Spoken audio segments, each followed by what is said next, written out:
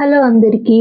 ఇప్పుడైతే నేను క్యాప్సికమ్ టమాటా పచ్చడి చేయబోతున్నానండి. ఈ పచ్చడి ఒక్కసారిగా మనం చేసి ఉంచుకుంటే 15 రోజుల వరకు టిఫిన్స్‌కైనా, రైస్‌కైనా, దేనికైనా అదిరిపోయే కాంబినేషన్ అండి. నేను చెప్పానని కాదండి. ఒక్కసారి మీరు ట్రై చేసి గాని ఇంట్లో ఉంచుకుంటే దాని రిజల్ట్ అనేది మీకే తెలుస్తది. దీని టేస్ట్ ఎంత బావుంటదో, ఇది ఎలా ఉంటదో.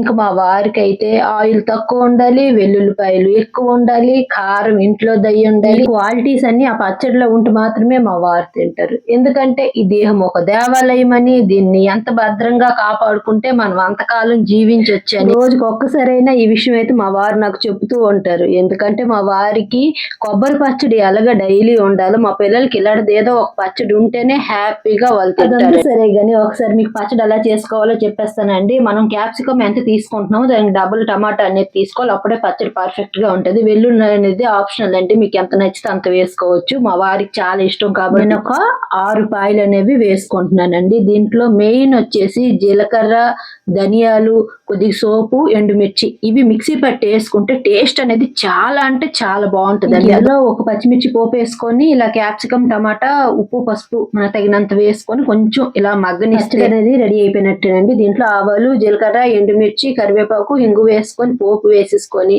ముందుగా వేపుకున్న వెల్లుల్లిపాయలు, మనం ముందుగా ప్రిపేర్ చేసుకున్న పొడి ఇవి వేసేసుకుంటే చాలండి. పచ్చడి చాలా బాగుంటది. రైస్ లోకైనా రోటీలోకైనా అదిరిపోయే కాంబినేషన్ అండి. నచ్చితే ఒకసారి మీరు కూడా ట్రై చేయండి.